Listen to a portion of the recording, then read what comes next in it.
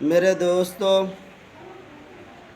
ہمارے پیارے محبوب نبی کریم صلی اللہ علیہ وسلم نے ارشاد فرمایا، جو شخص ان کلمات کو 10 مرتبہ کہے گا اس کو 4 کروڑ نیکی ملے گی۔ وہ کلمات مبارکہ یہ ہیں: اشہد ان لا الہ الا اللہ وحدہ لا شریک لہ الہ واحدا احدا صمدا لم یتخذ صاحبۃ ولا ولدا ولم یکن لہ کفوا احد۔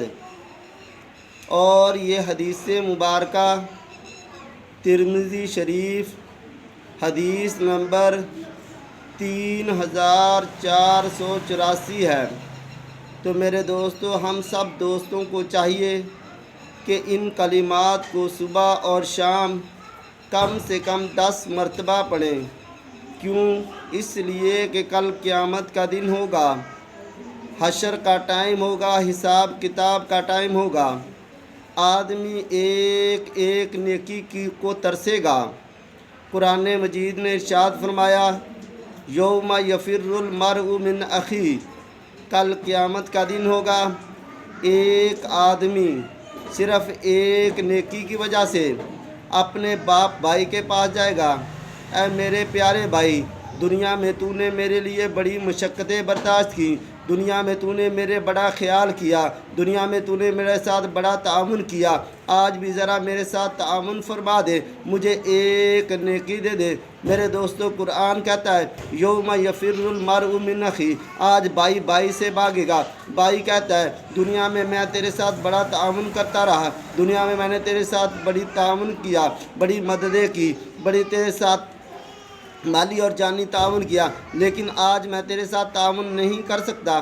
ہاں میرے دوستو، کل قیامت کا دن ہوگا، یہی انسان، قرآن کہتا ہے یوم یفر المرء من اخیہ و امی، یہ شخص اپنے ماں کے پاس جائے گا، وہ ماں جس نے بڑی مشقتیں برداشت کی، سردیوں کی راتوں میں خود پیشاب کی جگہ پر لیٹ جاتی تھی، اس کو خشک جگہ پر لیٹاتی تھی، ہاں اس کے لیے آدھی رات اٹھ کے دودھ پلایا کرتی تھی، بڑی مشقتیں برداشت کی، یہ اس کے پاس جائے گا، اماں جان مجھے ایک نیکی دے دے۔ ماں کہے گی، قرآن کہتا ہے ماں کہے گی یوم یفر المرء من اخیہ و امیہ، ماں اس سے بھاگے گی، نہیں میں تجھے ایک نیکی آج نہیں دے سکتی۔ ہاں میرے دوستو، اب یہ آگے قرآن کیا کہتا ہے، یوم یفر المرء من اخیہ و امیہ و ابیہ، اب یہ باپ کے پاس جائے گا، اے میرے ابا جان، دنیا میں آپ نے بڑی مشقتیں برداشت کی، دن رات آپ میرے لیے مشقتیں برداشت کرتے تھے، نوکریاں کرتے تھے، دکانداریاں کرتے تھے، تجارت کرتے تھے، آج مجھے ایک نیکی کی ضرورت ہے، صرف ایک نیکی دے دے۔